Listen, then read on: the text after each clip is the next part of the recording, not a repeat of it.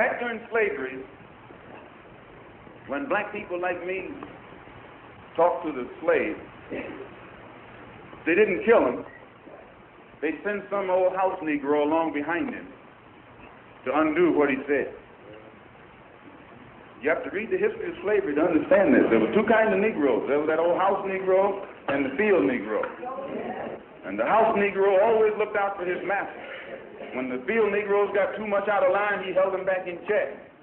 He put them back on the plantation. The house Negro could afford to do that because he lived better than the field Negro. He ate better, he dressed better, and he lived in a better house. He lived right up next to his master in the attic or the basement. He ate the same food his master ate and wore his same clothes.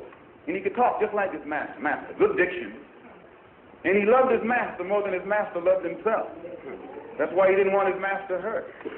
If the master got sick, he'd say, "What's the matter, boss? We sick?" When the master's house caught a fire, he'd try and put the fire out. He didn't want his master's house burned.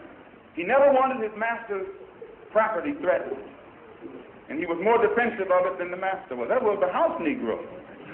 But then you had some field Negroes who lived in huts, had nothing to lose. They wore the worst kind of clothes, they ate the worst food, and they caught hell. They felt the sting of the lash. They hated their master. Oh, yes, they did. If the master got sick, they prayed that the master died. If the master's house caught a fire, they prayed for a strong wind to come along. This was the difference between the two. And today you still have house Negroes and field Negroes.